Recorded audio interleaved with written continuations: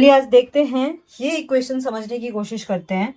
कि जब आपके पर्सन आपको छोड़ के चले जाते हैं तो वो फिर से रिटर्न क्यों होते हैं। मतलब आपका रीयूनियन, ब्रेकअप पैचअप हमेशा ऐसा क्यों होता है कि जब भी आप लोगों की बातचीत बंद होती है तो फिर से रीयूनियन हो जाता है आप लोगों का, या फिर से बातचीत हो जाती है और फिर से किसी किसी के केस में आप लोग ब्लॉक हो जाते हो, किसी किसी के केस में बातचीत बस बंद हो जाती है, ऐसा होता है। और बार बार वो रिटर्न आखिर क्यों आते हैं, क्या रीजन है, उनके दिमाग में क्या आता है कि वो छोड़ के चले जाते हैं और फिर वापस आ जाते हैं, बोलते हैं स्पेस चाहिए फिर भी वापस आ जाते हैं, चाहे वो मेल हो या फीमेल हो, ऐसा क्यों होता है।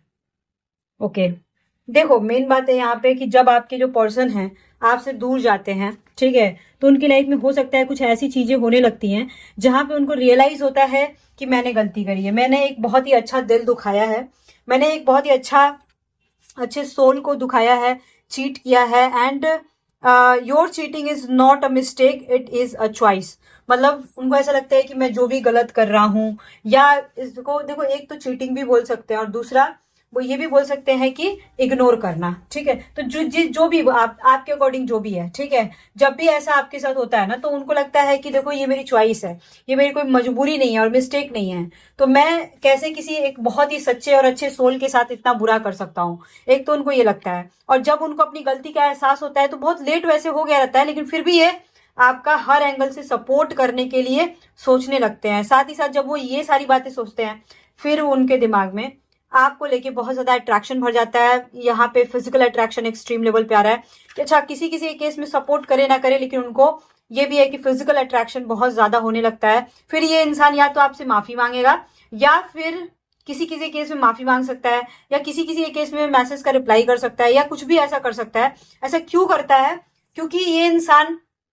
आपके करीब आना चाहता है, आपको सपोर्ट करना चाहता है, क्योंकि उनको अपनी गलती का एहसास होता है। और किसी किसी के केस में देखो ऐसा होता है कि वो मैनिफेस्ट करते हैं या वो आपके बारे में सोचते हैं और बहुत ज्यादा सोचने लगते हैं, जिसकी वजह से ऐसा होता है कि आपको अलग तरह की बेचैनी होने लगती है, आपको फील हो जाता है कि आपका बंदा आपके बारे में सोच रहा है या आपकी बंदी सोच रही है। तो एक अलग तरह का ना मैनिफेस्ट करते हो, उसका वाइब्रेशन आप तक पहुंचता है और आप बहुत ज्यादा बेचैन हो जाते हो। ये सारी चीजें आपके साथ जरूर होती होंगी, लेकिन घुमा फिरा के बात वही है कि आपके पर्सन को ऐसा लगता है कि एक मैंने बहुत ही